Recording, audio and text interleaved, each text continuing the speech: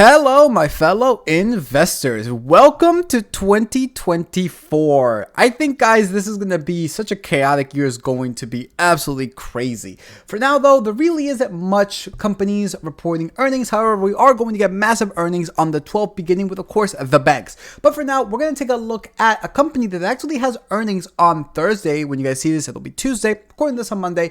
But we're going to take a look at the company, Walgreens Boots Alliance. Seeing that a lot of people do like this one in general, so I really want to cover this one, see if maybe we want to buy them before their earnings. So make sure to like, subscribe, comment. It really does help here with the algorithm on YouTube as well as Rumble. Make sure to follow us on X as well. With that said, let's get started with this analysis.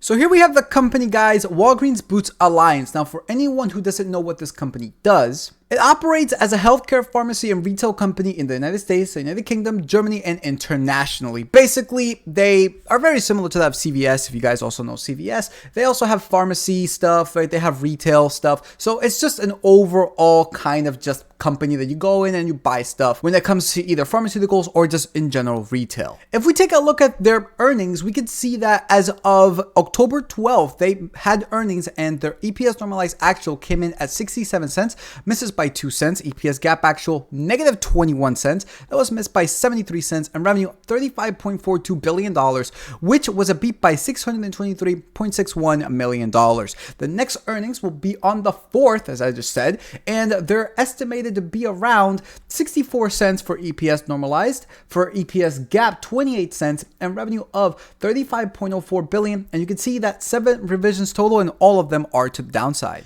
Coming now over to the spreadsheet, we got the ticker for a WBA market cap of $22.5 billion, a PE of NA, meaning that their earnings were in the negative, which we just saw. Their EPS gap was in the negative, and it's in the negative by a lot. We'll take a look at this when we get to the graphs. The current share price of $26.11.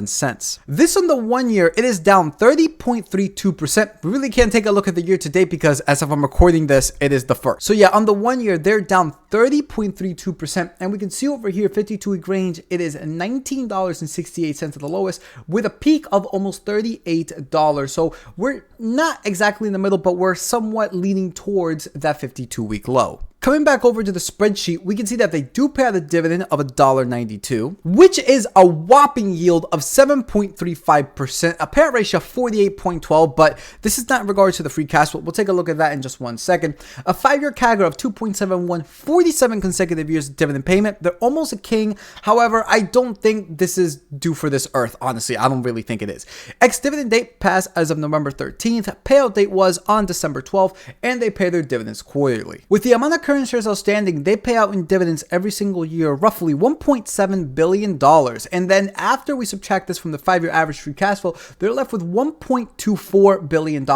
As of the last year's free cash flow, though, it is negative $1.52 billion. This is exactly what I'm talking about. Their last year's free cash flow is extremely low. So they cannot afford this in the slightest. In fact, their last year's free cash flow's payout ratio, it is 1,176%, guys. I like under 60. This thing is way beyond that. For the 5-year average, it is 57.25. It's nearing that 60%, as well as the fact that if you take a look at those cash flows, they do not look good in the slightest. So this is why I'm saying that even though they have 47 consecutive years of dividend payment, I think that this is going to get cut real soon. Starting now with the fundamentals. Before we do that, though, understand that 1 year ago, guys, it is already 2023. So now 2020 is actually 4 years ago. We got 5 years ago of almost $4 billion in net income to 1 year ago, 2023, negative $3.1 billion. That is a massive drop of 177%. Now we can see a big drop here from 5 to 4. That was during COVID, understandable. But the most concern here is 2 to 1 year ago. Guys, that's insane. I mean, that's almost a mirror reverse image. So I'm going to say a 0% when it comes to this one. When taking a look at the free cash flow, 5 years ago of $3.4 billion to 1 year ago of $141 million. So you just went from $1 billion down to $1 million. That is a drop of 96% with an average of $2.9 billion. You can see that 5, 4, and 3, really nice, consistently increasing. Massive drop 2 years ago, and then another massive drop as of 1 year ago. I'm going to give this guys a 10%. Now, the revenue is the only one that looks really good. 5 years ago of $120 billion to 1 year ago of $139.1 billion. That That is an increase of 15.83%. The graph almost looks perfect. You guys can see that trend line. It hits those graphs every time. This is a 100%. Looking at the assets and liabilities, we can see that this is also trending in a pretty good position over here, right? Overall, it is trending upwards. That trend line does hit these graphs a decent amount of times. Average total assets being $90.4 billion, liabilities being of $63.84 billion. This is a difference of $26.5 billion. I'm going to give this guys a 90%. The cash flow minus the liabilities is actually really surprising. We can see that it is hovering at around that, negative 68 to negative $60 billion on average. In fact, we can see over here, the average being negative 56 billion on the dot. As of 1 year ago, though, it is negative 68 billion. I'm going to give this guys a 70% just because we do have a few instances here where it is increasing, but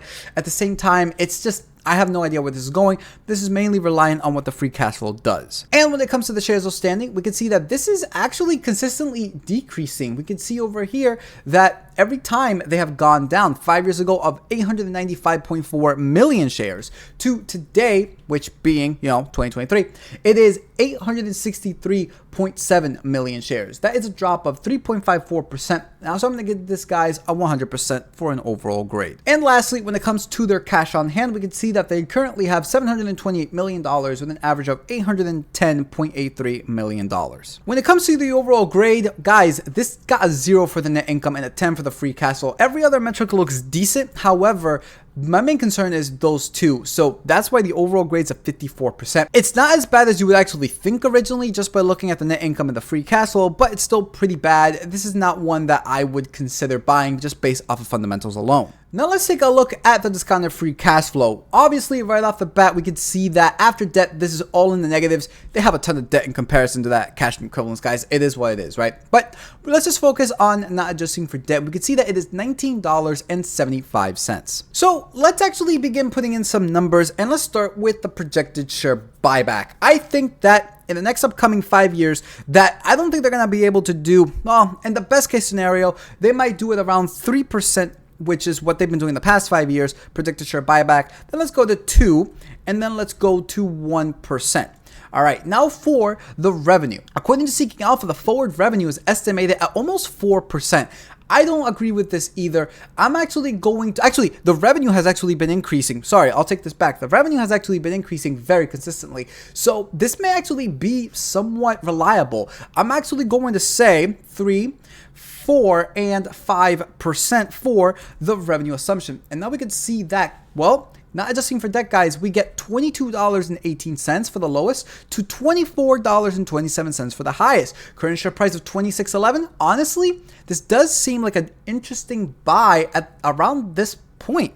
It actually is, not gonna lie. However, the fundamentals, at least when it comes to the net income and the free cash flow, are a little bit concerning. So again, please do your own due diligence. This is not financial advice, as I say in every single one of these videos, and highly suggest that everybody, makes their own assumptions when it comes to any company that they do. So if you want to, you guys can have the calculator. It's linked in the description below and a video on how to install it. So yeah, when it comes to fundamentals, not my cup of tea. Price though, maybe, but again, that's really up to you. And of course, we do have to take a look at this dividend as well, because that's a 7%, well actually 7+% dividend. Putting in $5,725, this nets you $421 and a penny in annual dividends. But again, guys, when it comes to these cash flows, they do not look good in the slightest. I personally think that this dividend will get cut, unfortunately, before they get to their dividend king status. So that pretty much does it when it comes to Walgreens Boots Alliance. Tell me, guys, what you guys think about this company. I know a lot of people do like it, but tell me if you're planning to trade it, if you're planning to buy it. Are you bullish on them? Are you bearish on them? If you currently hold them, what is your average share price? If you guys would be willing to share all of that in the comment section, I will respond. So tell me what you guys think about this company, and of course, make sure to like, subscribe, comment. Really does help here with the algorithm on YouTube as well as Rumble. Make sure to also follow us on X as well, and let's start the new year off with a bang, because I think there's going to be a lot of bangs happening this year. I really do think so. Only time will tell, right? Only time will tell. So thank you so much for watching. We'll see you all next time.